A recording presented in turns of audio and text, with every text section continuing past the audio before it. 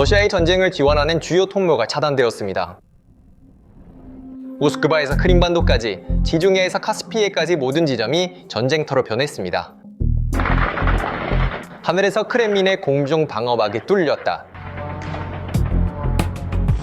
지상에서는 제국의 철의 동맥이 끊어졌습니다.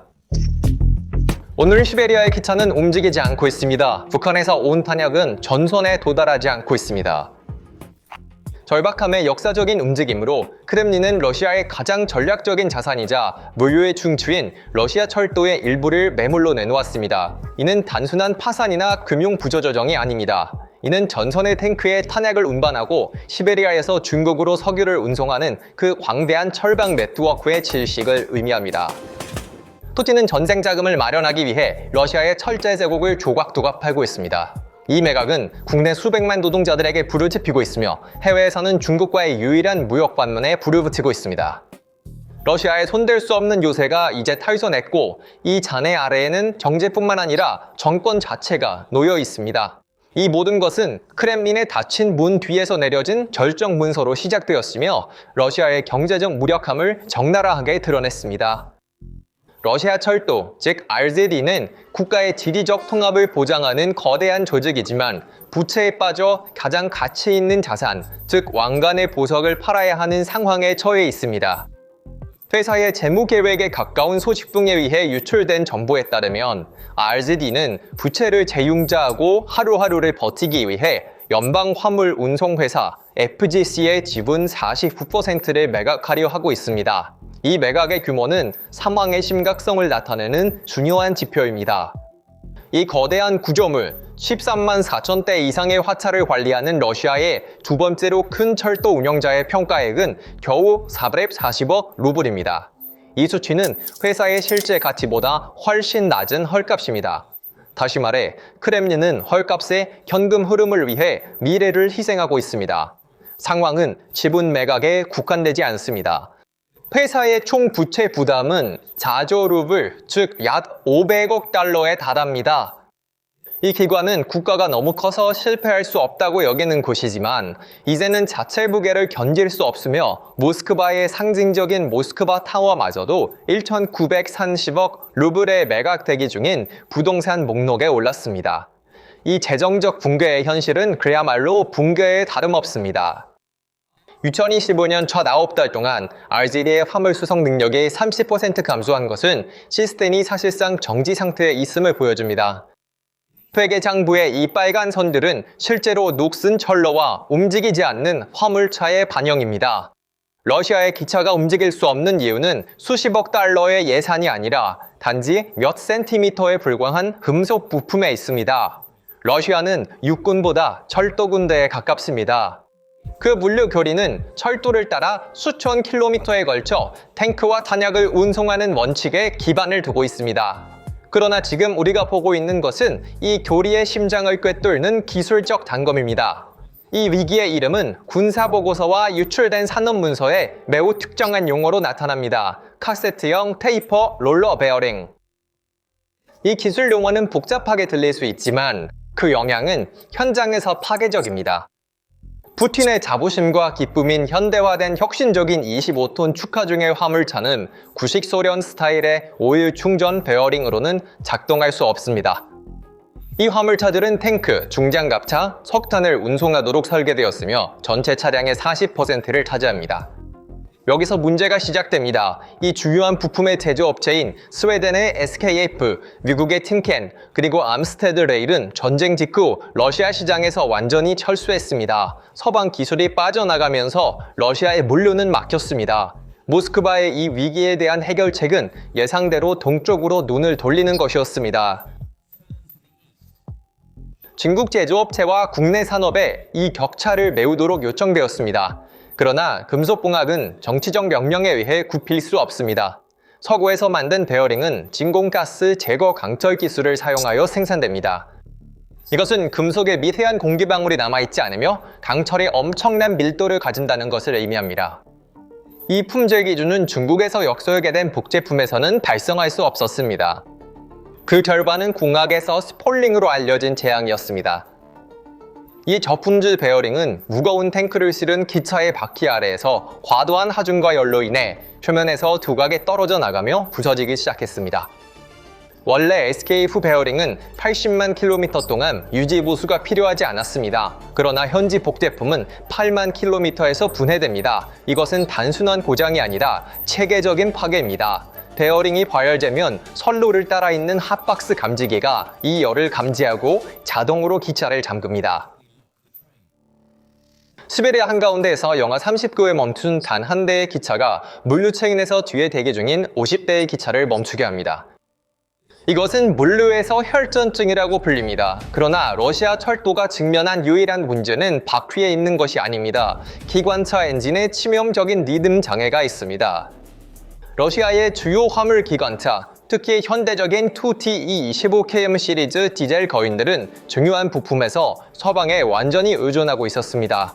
풀리, 엔진 관리 시스템과 고압 연료 분사기는 독일의 보쉬와 지멘스 기술에 의해 구동되었습니다. 제재로 인해 원래 부품 공급이 완전히 중단되었습니다. RZD는 이 부품 부족 문제를 해결하기 위해 역사상 가장 절박한 방법 중 하나인 캐니벌리제이션에 의존했습니다. 이 방법은 작동 중인 양호한 객차를 해체하고 얻은 부품을 다른 객차에 설치하여 시스템을 유지하는 것을 포함합니다. 이 파괴의 규모는 2025년 현재 보고서에서 경고할 만한 통계로 드러납니다. 약 5만 대의 러시아의 가장 전략적인 자산인 혁신적인 차량 함대가 전체 용량의 15%에서 20%에 해당하는 대규모 부분을 차지하며 현재 다른 차량에 사용되고 있습니다. 그러나 이 임시 해결책은 대규모 기술 재앙을 초래합니다. 공학 용어로 금속 피로라고 알려진 현상은 이 순환에서 가장 치명적인 연결고리입니다. 이는 수천 킬로미터를 이동한 베어링이나 차축 시스템을 제거하여 구조적 무결성이 손상된 상태에서 다른 객차에 장착하면 그 부품의 하중 용량과 내구성이 예측할 수 없는 수준으로 감소하기 때문입니다. 오픈소스 정보 데이터와 기술 분석은 이러한 재사용 부품의 사용이 탈선 및 치명적인 사고의 위험을 300% 증가시킨다는 것을 명확히 보여줍니다.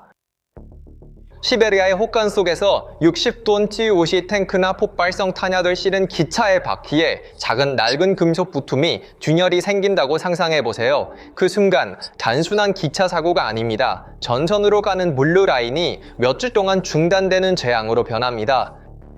이러한 문제들은 RZD의 적재 용량에도 직접적인 영향을 미칩니다. 유출된 RZD 보고서와 업체 분석에 따르면 현재 러시아에서 적재량 감소의 93%는 기관차 부족에 직접적으로 기인합니다. 시스템 내부의 이러한 동계는 신경계를 겨냥한 외부의 비대칭 공격과 함께 발생합니다. 우크라이나 정부부와 러시아 내 파르티잔 세포들은 대형 열차를 탈선시키려 하지 않습니다. 그들은 훨씬 저렴하고 훨씬 더 똑똑한 목표, 릴레이 캐비닛을 선택했습니다. 선로 바로 옆에 서 있는 이 회색 금속 상자들은 신호, 전환기 및 교통 흐름의 전자 두뇌입니다. 한 파르티잔이 쇠지렛 대로 이 상자 중 하나를 열고 $5치의 휘발유로 불을 붙이면 그 철도 구역의 모든 신호등이 자동으로 안전 모드로 전환됩니다. AP뉴스에 의해 검증된 데이터에 따르면 러시아 전역과 유럽 국경에서 135억 건 이상의 파괴 및 방화 행위가 발생했습니다. 이 캐비닛들이 불타면 시스템은 눈이 멀게 됩니다. 뒷차는 멈춰야 합니다. 통과는 무전 명령을 통해 수동 모드로만 가능하며 시속 10km의 느린 속도로 진행됩니다. 군사물류는 시속 80km로 흘러야 하지만 갑자기 멈춰섭니다. 수백 대의 기차가 뒤에 줄을 섭니다. 총알 한 발 쏘지 않고 파르티잔들은 단지 라이터 하나로 러시아 군대의 보급 속도를 80% 줄이는 데 성공했습니다. 철도가 멈추면 러시아에서 멈추는 것은 무역만이 아닙니다. 사회개혁이 끝나고 전쟁 기계는 굶어 죽습니다. 러시아는 도로망이 부족하고 강이 유유년의 절반 동안 얼어있는 광대한 대지입니다. 이 지리에서 철도는 운송의 선호가 아니라 생존을 위한 필수입니다. 그러나 이 필수는 현재 충족될 수 없으며 이 상황의 파급 효과는 크렘린의 최악의 악몽을 촉발합니다. 혼란. 전쟁의 최전선에서 첫 번째 주요 빈혈이 느껴진다. 현대 전쟁 교리에서는 물류가 탱크나 미사일보다 더 결정적입니다. 러시아 군대의 보급 시스템은 철도 노선과역에 완전히 의존하고 있습니다. 전차를 전선으로 보내고 탄약을 창고에 넣고 부상자를 대피시키는 모든 것이 철로 위에 바퀴가 돌아가는 것에 달려 있습니다. 그러나 기관차 부족과 화물차의 기술적 부적합으로 인해 군사 수송이 민간 교통을 완전히 압도하고 있습니다. 이 병복 현상은 전선의 러시아 지휘관들에게 치명적인 딜레마를 초래합니다. 민간인을 위한 석탄을 운송하거나 군대를 위한 탄약을 운송합니다. RZD 데이터에 따르면 화물량이 6.7% 감소한 것은 수백만 톤의 전략 물자가 운송되지 못하고 역에서 썩어가고 있음을 의미합니다. 이 여파는 산업시설에서 가정 난방까지 확장됩니다. 건설 자재의 10.5% 감소는 러시아의 인프라 프로젝트와 전후 재건 계획이 정체되었음을 나타냅니다. 철과 호철 운송의 32% 대규모 붕괴는 러시아 방위 산업이 원자재에 접근할 수 없음을 증명합니다. 우랄바본자보드 같은 탱크 공장이 제때 강철판을 얻지 못하면 생산 라인이 중단됩니다. 이는 더 적은 수의 새로운 T-90 탱크가 전선에 도달하고 기존 차량의 수리가 지연된다는 것을 의미합니다. 따라서 RZD의 파산은 우크라이나 포병이 할 수 없었던 일을 이루고 있습니다. 그것은 러시아 방위 산업을 그 근원에서 말라붙게 하고 있습니다. 그러나 이 위기의 가장 위험한 측면은 러시아의 국내에서 전개되고 있습니다. 러시아 철도는 국가에서 가장 큰 고용주입니다. 수백만 명의 사람들이 국가 독점 하에 일하면서 RZD 유니폼은 안정적인 급여, 보장된 은퇴, 그리고 사회적 지위를 의미했습니다. FGC 주식의 49% 매각과 회사의 투자 프로그램을 20% 줄이기로 한 결정은 7,130억 루블에 달하며 이 국가 보증의 종말을 의미합니다. 2025년 첫 9달 동안 RZD의 순손실과 투자 프로그램의 40% 삭감은 위기의 규모를 드러냅니다. 자금이 바닥난 이 거대 기업은 생존을 위해 화물 운임을 20%까지 대폭 인상했습니다. 이 인상은 이미 인플레이션으로 고군분투하던 러시아 경제의 최후의 타격이었습니다. 석탄, 곡물 또는 철강을 시베리아에서 모스크바로 운송하는 비용이 너무 많이 증가하여 지역 생산자들이 파산을 선언하기 시작했습니다. 이 경제 위기는 급적인 인적 자원 붕괴를 가져왔습니다. 러시아 철도는 역사상 가장 큰 인력 위기를 겪고 있습니다. 숙련된 기계공, 유지보수 기술자, 신호 엔지니어들이 RZD를 대거 사직하고 있습니다. 이유는 간단합니다. 크렘린이 생산을 늘리기 위해 무기 제조 부문의 급여를 천문학적으로 인상했기 때문입니다. 철도 노동자가 추운 날씨에 선로를 수리할 이유가 무엇일까요? 우랄바군자보드 탱크 공장에서 3배의 급여를 받는 직업을 찾을 수 있는데 말입니다. 이 탈출을 막기 위해 러시아 철도는 은퇴한 엔지니어들을 강제로 다시 불러들이고 인력 기준을 낮추기 시작했습니다. 그러나 여기에는 치명적인 문제가 있습니다. 기술입니다. 30년 전에 은퇴한 기관사가 운전했던 기차는 아날로그 제어와 간단한 계기를 가진 소련 기계였습니다. 오늘날 RZD의 현대식 기관차는 디지털 스크린, 복잡한 소프트웨어, 자동 제동 시스템으로 관리되는 컴퓨터입니다. 70세의 노동자가 이 디지털화된 시스템을 관리하고 그들의 반사신경이 적응하는 것은 불가능합니다. 이 상황은 기차의 속도를 늦출 뿐만 아니라 사고와 시스템 오류의 위험을 기하급수적으로 증가시킵니다. 푸틴은 이전에 손대지 않았던 노동 계급을 민간 부문의 사나운 이빨에 던져 러시아 거리에서 새로운 사회적 반란을 일으키려 하고 있다. 이 사람들은 더 이상 크렘린을 보호하는 방패가 아닙니다. 그들은 체제를 약화시키는 분노한 군중으로 변하고 있습니다. RZD의 붕괴는 경제 통계에서 국가 안보 위기로 황폐한 사회의 모습으로 발전하고 있습니다. 이 붕괴의 전략적 여파는 모스크바의 경계를 넘어 베이징과 심지어 유럽의 중심부까지 미칩니다. 푸틴의 동방 전환 전략은 전적으로 작동하는 철도망에 기반을 두고 있었습니다. 유럽 에너지 시장을 잃은 러시아는 생존을 위해 중국의 석유, 석탄, 곡물을 팔아야 했습니다. 그러나 RZD의 파산과 운영 마비는 이 전략적 탈출로를 막다른 길로 만들었습니다. 지도를 보면 러시아와 중국의 무역은 시베리아 횡단철도와 BM, 즉 바이칼 아무르 노선을 통해 이루어집니다. 그러나 이제 이 노선들은 세계에서 가장 취약하고 불안정한 무역 경로가 되었습니다. 우크라이나 보안국이 러시아 깊숙한 세베로모이스키 터널에서 성공적으로 수행한 파괴 작전은 이 경로가 얼마나 취약한지를 세계에 보여주었습니다. 터널에서 폭발한 연료 열차는 물리적 피해를 초래했을 뿐만 아니라 중국으로의 운송에 대한 물류 신뢰성도 무너뜨렸습니다. 러시아는 중국에 석유와 석탄을 판매하고 싶어 하지만 기차는 움직이지 않고 터널은 불타고 있으며 기관차는 부품을 기다리고 있습니다. 이 상황은 베이징에게 용납할 수 없는 위험입니다. 중국은 유럽의 상품을 판매하기 위해 사용하는 일대일로 구상에서 러시아 경로를 우회하고 중간 회랑으로 전환하고 있습니다.